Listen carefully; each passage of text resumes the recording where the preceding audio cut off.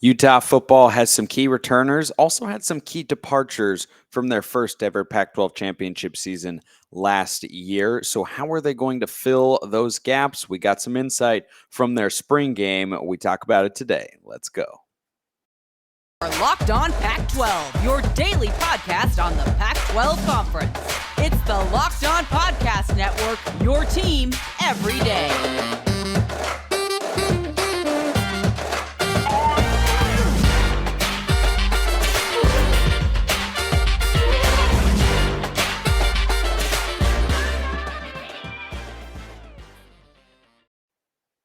Welcome, everybody, to another episode of Locked On Pac-12. I'm your host, Spencer McLaughlin, D1 play-by-play broadcaster. Thanks for making this your first listen or your first view if you're watching on YouTube every day, part of the Locked On Podcast Network, your number one source to stay up to date with the Conference of Champions right here. And we're talking Utah football today. If my voice sounds a little grainy, a little out there, I was at Disneyland today, so there was some yelling on rides, so that's why that might sound a little bit like that. Today's episode is brought to you by BetOnline. BetOnline has you covered this season with more props, odds, and lines than ever before. BetOnline, where the game starts. Let's go to Salt Lake City and get to Utah's spring game, which happened a little while ago. Same day that Oregon had theirs, or a couple other that day that I'm forgetting. I want to say USC was that day as well. I think they were all on the same day. But anywho, it was a rainy, kind of miserable looking day in Salt Lake City for Utah. The final score was 21-14, which is kind of what you would expect for a team that led the conference in defense a season ago. Whereas, Washington State's final score is 56-51. Now I know the rules are, funky in some ways, though Utah had a classic straight up down the line red and white game. They had different quarterbacks on each side, different running backs, receivers, linemen, which I think is the best way to evaluate the players. And it's definitely the most fun for fans. And even though it was rainy and the sun poked its head out a couple times for Utah in this game, but it was not the most ideal situation, and still 10,000 fans were in the stadium, which is I wouldn't have gone to a game that I was for a team that I was a fan of. I wouldn't have gone to a game like this if it was going to be miserable. So shout out to the Utes faithful for showing up. A really solid showing for a day that was pretty cold, and it was very, very wet as well. Let's start with the biggest takeaways. Same as we've been doing with our continuing coverage of the spring games here on Locked On Pac-12.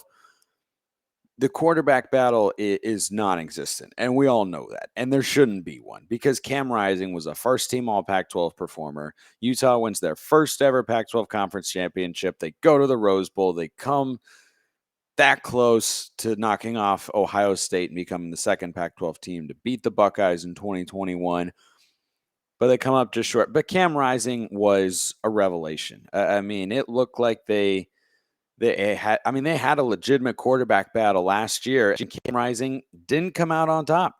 He didn't. They went with Charlie Brewer, and then that wasn't going very well. They make the switch, and that was a really good decision. So Cam Rising is going to be the starter. No one has had any questions about that. But the guy who's behind him is a little bit up in the air. And look, you might be saying, Spencer, who cares about who the backup quarterback is going to be?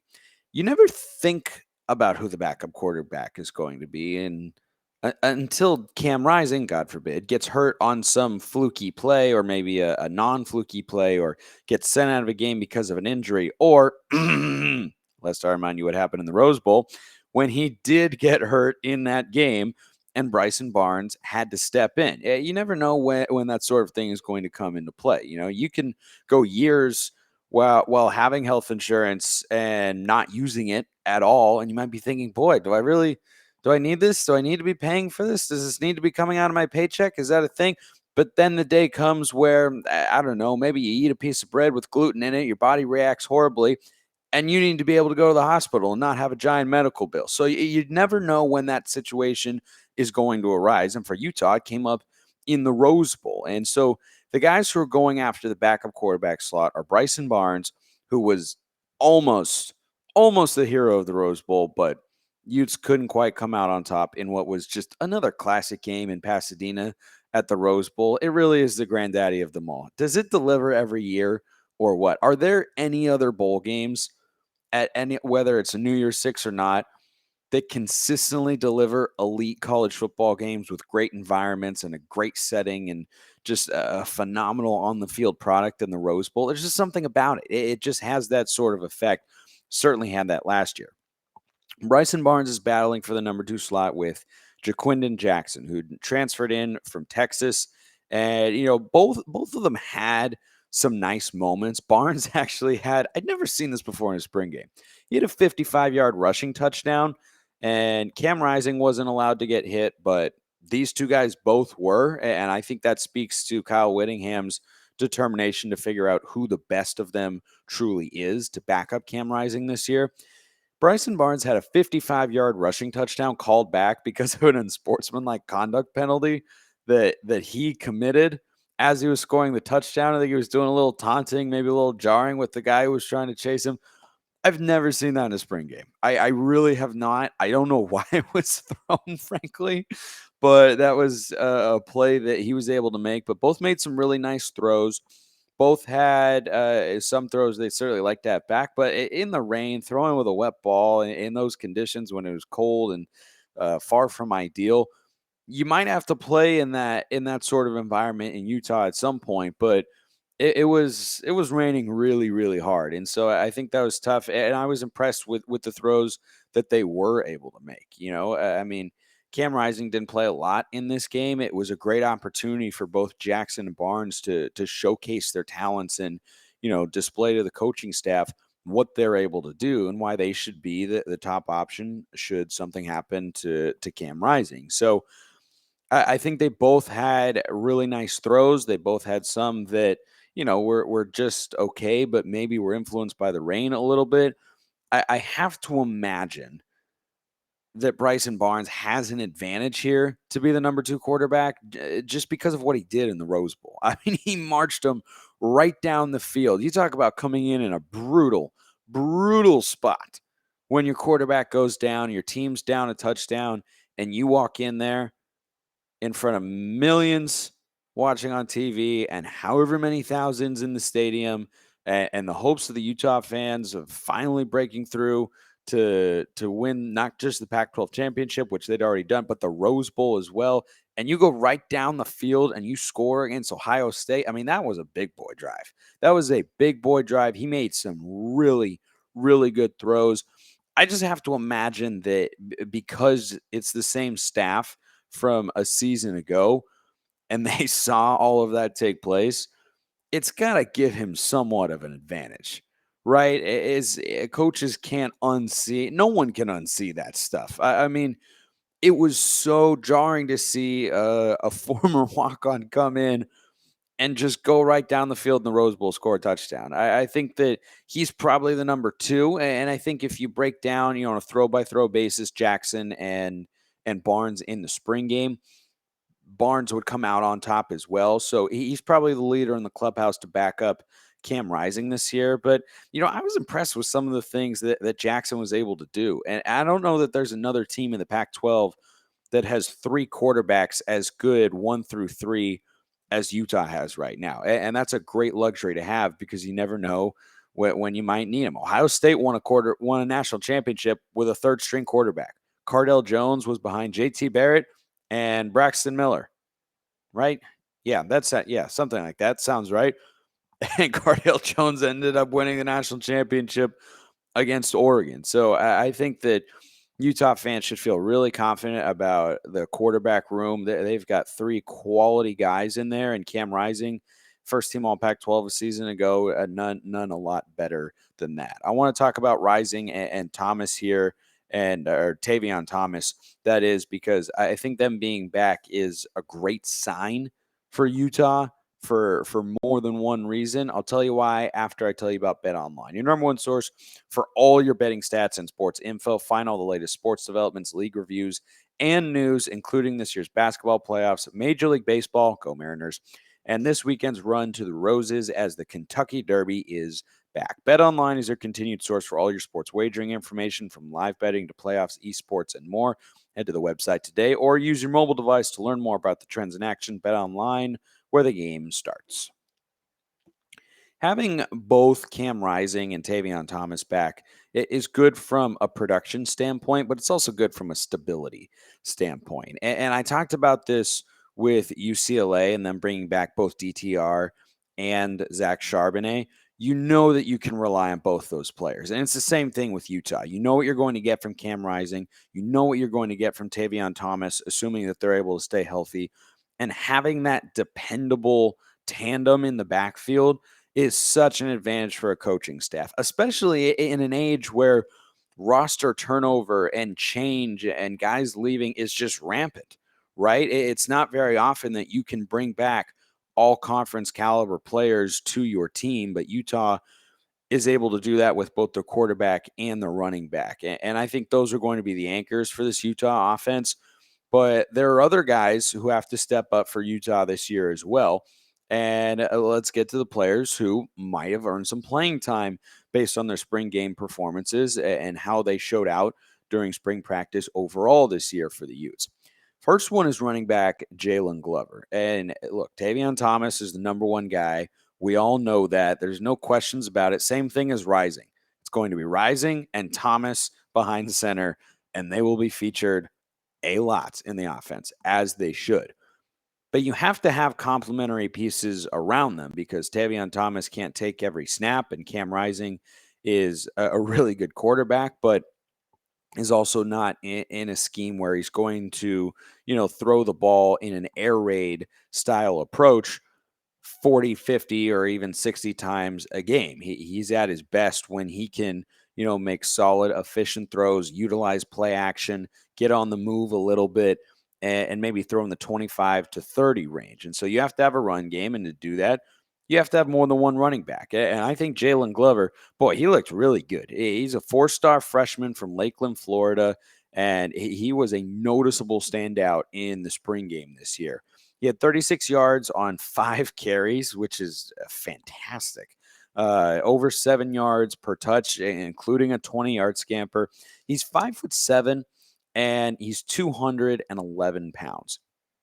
And when you watch him, he looks pretty nimble for a guy that size. He also looks a little bit taller, I think, than 5'7", but he kind of has that bowling ball build to him. And I think you run him between the tackles. He can bounce it outside as well. He's got enough lateral quickness to do that. But I like the way that he runs from the left tackle to the right tackle, right in between that zone, running behind a guard or a center. I think he can do that. And he showed a lot, and he's going to be a true freshman this year, but he is somebody who Utah fans could perhaps get used to seeing carrying the ball to spell Tavion Thomas from time to time, because he was certainly impressive in the spring game, and coaches have, I think, taken notice of his play this spring overall. Another guy is Devaughn Vele, the wide receiver. And Vele, it's just such a weird thing to say. He's a 4th-year sophomore. I mean, it's just, yeah. Anyhow, so Vele is 6'5". He's got a really good size, great frame, big catch radius. He had 72 yards in the receiving, or in the spring game, catching the ball, and that was the most of any Utah wide receiver. He didn't catch a touchdown, though he would have. He had his guys beat on a scramble drill down the field, but Bryson Barnes underthrew him just a little bit, so the DB was able to get back into it and make a nice deflection. But if this guy can stay healthy, I think he can be a really, and he hasn't, shown a major injury history, at least that I'm aware of. He might have one and such. And in fact, the coaches mentioned that, so maybe he does. But I'll be honest, I didn't look that far into each of his past couple of seasons or whatnot. But Kyle Whittingham was very praiseworthy of Vele, and when you watch him, he does a lot of good things catching the ball, and he can beat a guy at the line of scrimmage. He's a solid route runner. He's very fluid when he runs at 6'5", and he's not too skinny. And Whittingham, when asked about him, said, quote, "If Devaughn can stay healthy and if he can continue to make the plays that he made all spring long, and carry that over into fall camp. And then in the season, he could have a big year for us. I think he's right. And the chemistry that he's developed with Cam Rising at this point in his career is palpable when you watch them throw the ball to one another on the tape when you check out the spring game. So I think that's somebody who Utes fans should be looking for, right? There's no more Britain Covey in the receiving core, and it was kind of wide receiver by committee after Britain Covey a year ago for Utah. I think Vele has the potential to be kind of the number one guy, at least on the outside. And I really liked what I saw from him in this game. And he, I think, can run the entire route tree. And 6'5", you take some shots down the field to him. You let him run one-on-one routes in the red zone to catch some fades in the corner. And, you put a smaller corner on this guy, the DB is going to struggle. You have to have somebody who's at least 6 feet tall if you're going to match up with him, because I think he knows how to use his size pretty well, and not tremendously experienced in terms of on the field stuff, but a fourth-year sophomore. It's not as if he doesn't know the program, and I think he showed some really, really good things. Makai Cope is another wide receiver, all offensive players who stood out at least the most in the spring game for Utah this year. Makai Cope had the play of the day in this game for Utah. And if you're a Utes fan out there and you watch the spring game, you know the one I'm talking about. It was Cam Rising's, I believe, only drive of the game. And Rising, coming down inside the 20-yard line, throws a back shoulder to the left sideline, and Cope reaches out with one hand, contorting his body in the rain, and makes a one-handed snag and tucks it in tight to make the grab and set up first and goal for the offense. That was later a touchdown on a beautiful throw from Cam Rising to a tight end in the back of the end zone. And it's hard to ignore that play, frankly. And he did other things in this game. Makai Cope had a touchdown later. I believe he caught it from Jackson that was absolutely filthy. Just absolutely filthy. The move he put on the defensive back who was attempting to guard him at the line of scrimmage, he beat him for a one-on-one fade route. It was a pretty easy throw because he created so much separation. That was showing a lot. And so when you lose a reliable player like Britain Covey from last year's team, you need guys to step up. And Makai Cope showed a lot in this game, and so did Devaughn Vele. And, both are impressive guys when you watch them and the sort of plays that they're able to make. That catch from Cope, it would have been great without the rain, but the rain was there. And so it was even better when you think about it, because that ball can get really, really slippery, even with gloves. And that was just a tremendous level of concentration, hand-eye coordination, and skill from the Utes wideout. So I would watch for those three guys: Jaylon Glover, the running back, the true freshman from Lakeland, Florida, and then Devaughn Vele and Makai Cope on the perimeter. I think those are three names that earn playing time this year in the spring game for Utah.